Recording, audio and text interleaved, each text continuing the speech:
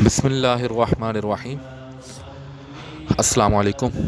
آپ دیکھ رہے ہیں علم عالم ود عباسی۔ گزشتہ ہم نے حدیث نمبر 134 تک پڑھی۔ آج ہم صحیح بخاری کی حدیث 135 سے کچھ آگے پڑھیں گے۔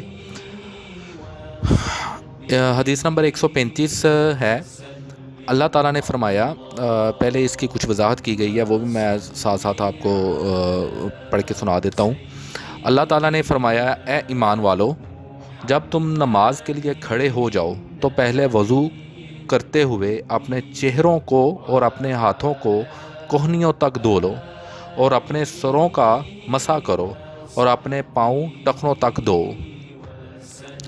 امام بخاری رحمۃ اللہ علیہ کہتے ہیں کہ نبی کریم صلی اللہ علیہ وآلہ وسلم نے فرمایا کہ وضو میں اعضاء کا دھونا ایک ایک مرتبہ فرض ہے، اور آپ صلی اللہ علیہ وآلہ وسلم نے اعضاء دو دو بار بھی دھوئے اور تین تین بار بھی، ہاں 3 مرتبہ سے زیادہ نہیں کہا۔ اور علماء نے وضو میں اسراف پانی حد سے زائد استعمال کرنے کو مکروہ کہا ہے کہ لوگ رسول اللہ صلی اللہ علیہ وآلہ وسلم کے فعل سے آگے بڑھ جائیں۔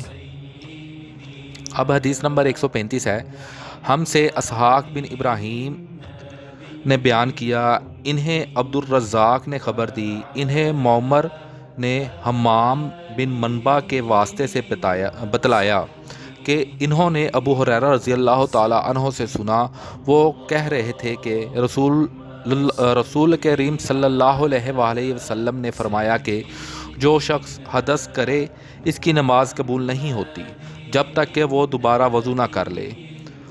حضر موت کے ایک شخص نے پوچھا، یہ کوئی علاقہ ہے خضر موت، کہ ایک شخص نے پوچھا کہ حدث ہونا کیا ہے؟ آپ صلی اللہ علیہ وآلہ وسلم نے فرمایا، آواز والی یا بے آواز ہوا کا خارج ہونا، آواز والی یا بے آواز ہوا کا خارج ہونا حدث ہے۔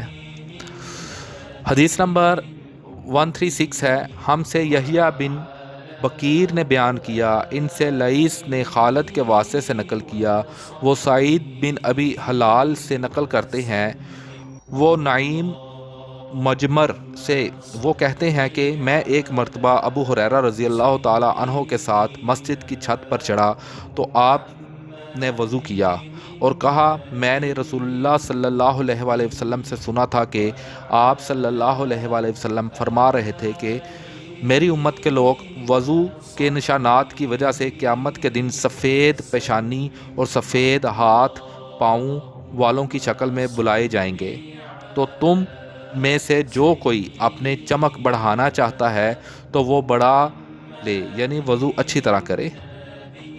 سبحان اللہ۔ اسی طرح حدیث نمبر 137 ہے، ہم سے علی نے بیان کیا، ان سے سفیان نے، ان سے زہری نے سعید بن مسیب کے واسطے سے نقل کیا، وہ عبادہ بن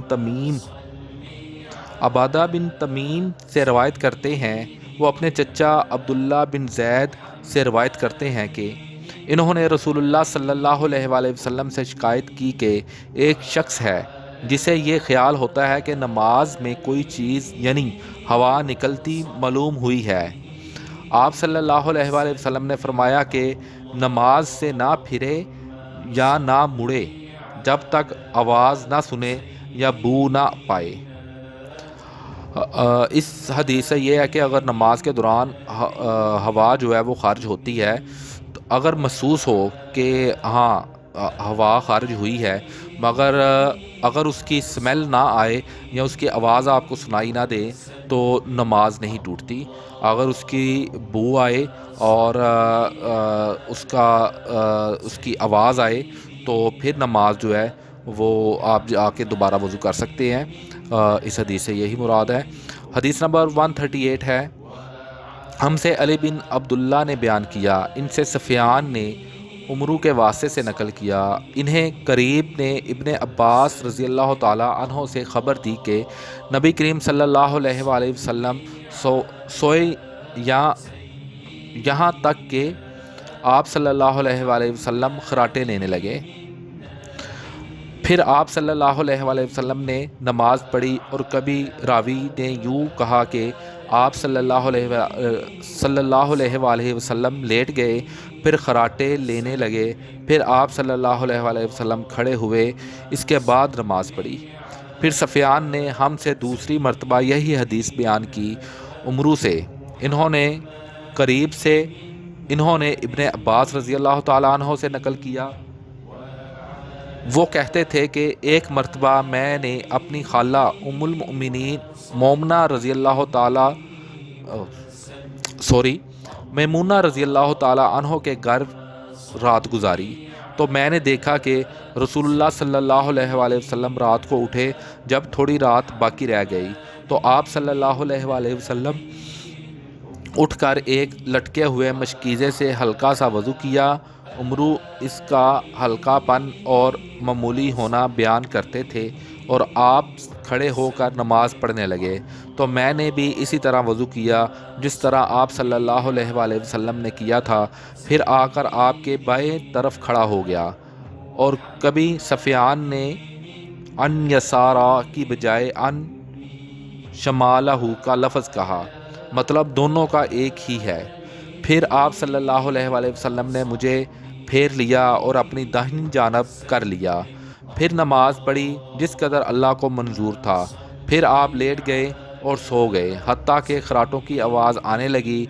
پھر آپ صلی اللہ علیہ وآلہ وسلم کی خدمت میں مؤذن حاضر ہوا اور اس نے آپ کو نماز کی اطلاع دی۔ آپ صلی اللہ علیہ وآلہ وسلم اس کے ساتھ نماز کے لیے تشریف لے گئے، پھر آپ صلی اللہ علیہ وآلہ وسلم نے نماز پڑھی اور وضو نہیں کیا۔ سفیان کہتے ہیں کہ ہم نے عمرو سے کہا، کچھ لوگ کہتے ہیں کہ رسول اللہ صلی اللہ علیہ وآلہ وسلم کی آنکھیں سوتی تھیں، دل نہیں سوتا تھا۔ عمرو نے کہا، میں نے عبید بن عمیر سے سنا، وہ کہتے تھے کہ انبیاء علیہ السلام کے خواب بھی وہی ہوتے ہیں۔ پھر قرآن کی یہ آیت پڑھی، میں خواب میں دیکھتا ہوں کہ میں تجھے ذبح کر رہا ہوں۔ آج ہم نے حدیث نمبر 138 تک پڑھی۔ اللہ تعالیٰ آپ کو اور مجھے سمجھنے کی توفیق عطا فرمائے۔ اللہ تعالیٰ آپ پر رحمت عطا فرمائے، مجھ پر اپنی رحمت عطا فرمائے، اسی طرح پڑھنے اور سننے کی توفیق عطا فرمائے۔ اللہ تعالیٰ آپ کا حامی و ناصر ہو۔ اللہ حافظ۔